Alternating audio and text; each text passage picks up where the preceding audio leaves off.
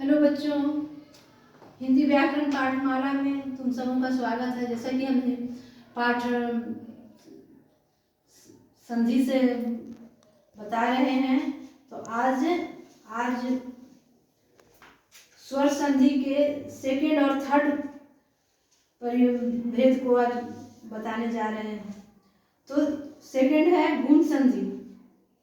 गुण संधि का पहचानने का नियम कैसे पहचाना जा सकता है, और गुण संधि से रिलेटेड जितने भी अगर संधि विच्छेद बनाने के लिए शब्द आ जाए तो कैसे बनाएंगे, कैसे उसको पहचानेंगे, ये बताने का प्रयास कर रहे हैं। तो कहता है गुण संधि परिभाषा के अनुसार, यदि ह्रस्व या दीर्घ आ के आगे ह्रस्व या दीर्घ ई उ री आए तो उनके स्थान पर ए ओ अर हो जाता है। अब कहता है ह्रस्व दीर्घ कौन? ह्रस्व दीर्घ, इसमें ह्रस्व अ हो गया और दीर्घ आ हो गया। के आगे ह्रस्व दीर्घ ई उ री आए तो इसमें ह्रस्व दीर्घ कौन ह्रस्व कौन हो गया? ये ह्रस्व ई हो गया, ये दीर्घ ई हो गया, ये ह्रस्व उ है, ये दीर्घ उ है, ये री है। तो इनके आगे आ के आगे आर ह्रस्व दीर्घ आई उ आए शब्द में, तो उनके स्थान पर फार्मूला के अनुसार उनके स्थान पर क्या हो जाता है? शब्द को चेंज करने के लिए क्या हो जाता है? तो ए ओ अर हो जाता है। अर होकर के शब्द परिवर्तन होकर के शब्द का निर्माण होता है। तो एग्जाम्पल देख लेते हैं। उदाहरण स्वरूप राजेंद्र। अब राजेंद्र को संधि विच्छेद करते हैं तो इसमें दो पद हुआ। राजेंद्र को संधि विच्छेद करते हैं तो इसमें दो पद, पहला पद हो गया राज और दूसरा पद इंद्र। अब इसमें जैसे कि पहले भी हम बता चुके हैं कि इसमें फार्मूला कहीं से अलग से जोड़ने की आवश्यकता नहीं होता है। अगर खुद तुम सब भी करोगे, उच्चारण करके देखोगे तो तुम सबों को भी ये पता चलेगा कि इसमें इस पदों में, दोनों पद में ह्रस्व अ और इसमें ई है।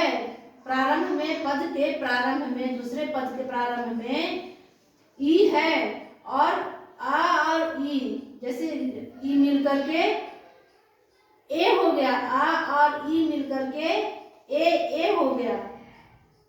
तो ए हो गया और ए का यहाँ पे सुरेंद्र में राजेंद्र में ए परिवर्तन हुआ, आ और ई मिला। आ राज का अंत में आ और इंद्र का प्रारंभ में ई चेंज होकर के रेफ के रूप में ज के ऊपर ए के रूप में आया है, ए के रूप में, और शब्द फिर उसके बाद में बना राजेंद्र। राज प्लस इंद्र बराबर राजेंद्र। अब यहाँ पर देख लेते हैं सुरेंद्र शब्द में भी पहला पद हुआ, इसका संधि विच्छेद करते हैं तो पहला पद हो गया सूर, दूसरा पद हो गया इंद्र। तो सूर को जब हम उच्चारण करके देखते हैं प्रैक्टिकली, तो सूर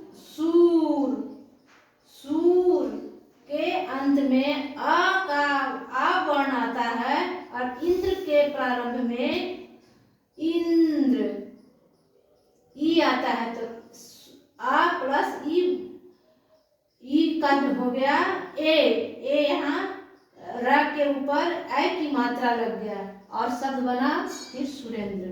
उसी तरह फिर और देख लेते हैं आ प्लस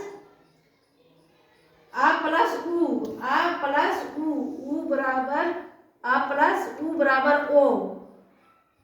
शब्द है विरोचित।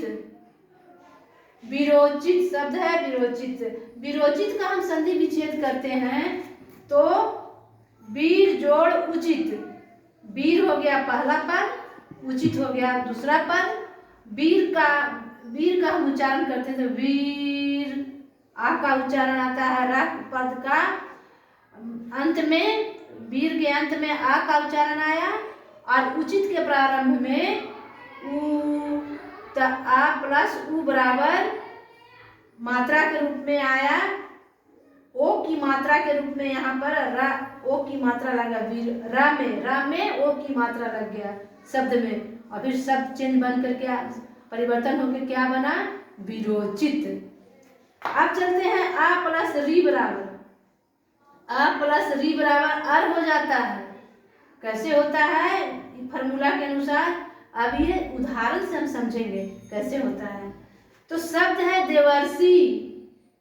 अब देवर्षि को हम संधि विच्छेद करते हैं तो देव जोड़ ऋषि, पहला पद हो गया देव, दूसरा पद ऋषि।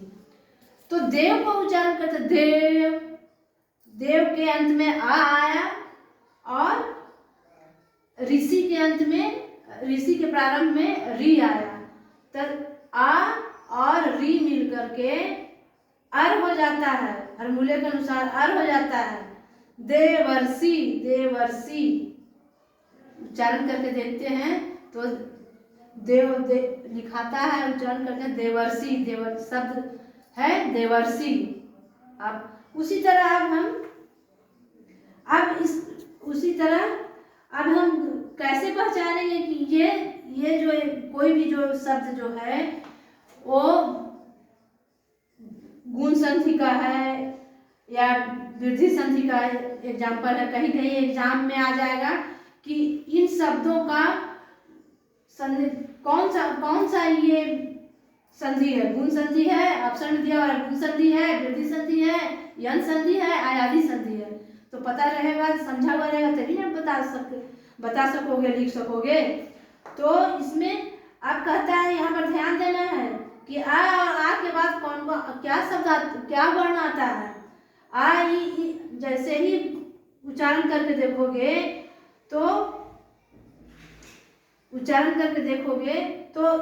आ और आ के बाद दूसरे पद में ई उ री आए, ई उ री आए तो समझोगे कि ये गुण संधि का एग्जाम्पल है।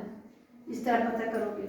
और वृद्धि संधि आप देखते हैं, थर्ड है वृद्धि संधि। स्वर संधि के थर्ड भेद है वृद्धि संधि। वृद्धि संधि यदि, अब इसमें देखो, यदि ह्रस्व दीर्घ का यहाँ भी कहता है, यदि ह्रस्व दीर्घ आ के आगे, आ और आ के आगे, इसमें भी ह्रस्व दीर्घ आ के आगे क्या कहता है, इसमें ह्रस्व दीर्घ ए, इसमें अब ए ऐ ओ औ आए तो इसमें कौन कौन कहता है, ए ऐ ओ औ आए तो उनके स्थान पर, दोनों मिलकर उनके स्थान पर क्या आ जाएगा, ऐ रे ऐ और औ हो जाता है।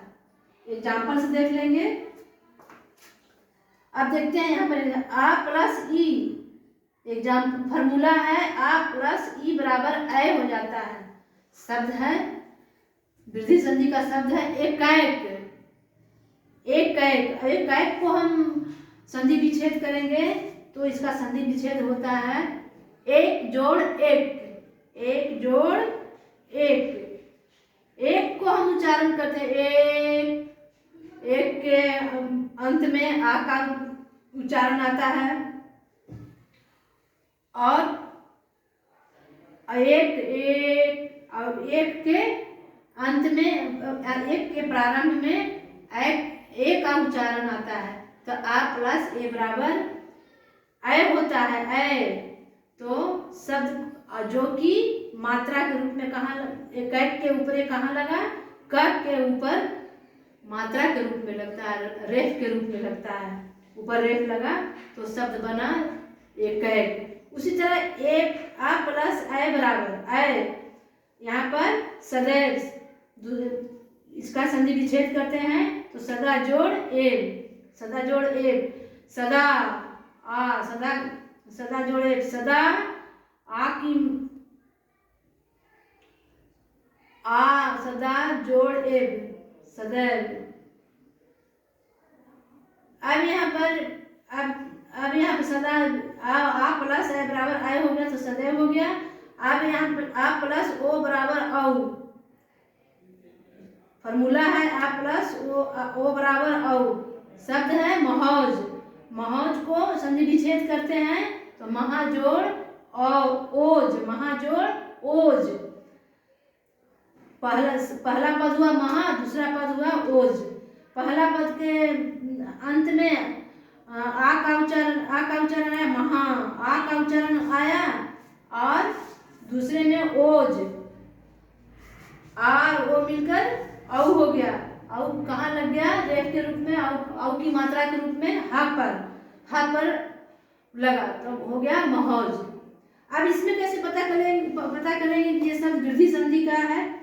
तो कहता है ह्रस्व दीर्घ पद के प्रारंभ में उच्चारण करके देखोगे तो पद के अंत में आ के बाद पद के दूसरे पद में कौन कौन वर्ण आए?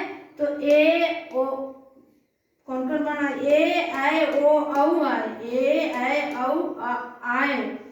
तो और तो समझोगे कि ये वृद्धि संधि के एग्जाम्पल है। आज की पाठमाला इतनी पर है।